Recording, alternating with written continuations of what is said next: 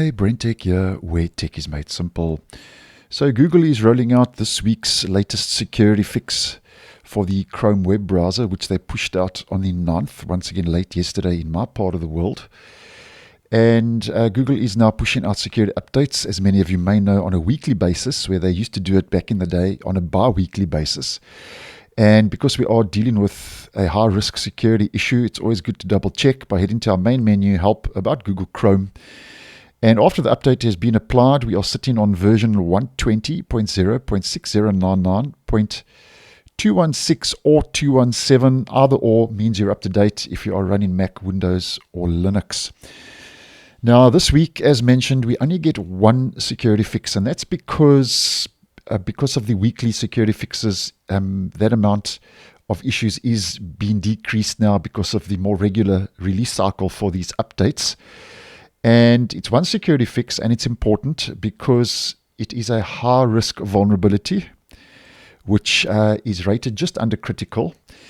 And it's called Insufficient Data Validation in Extensions. Now, what this is more or less all about, insufficient data validation in extensions, is that that vulnerability in extensions in Google Chrome could allow an attacker who convinced you to install a malicious extension. So basically, a malicious extension obviously looks like a so-called normal extension, but obviously there's malicious code embedded in that extension. An attacker who has convinced you to install a malicious extension can then bypass the file restrictions with that extension to then gain access to your system. So nonetheless, an important issue that's been addressed.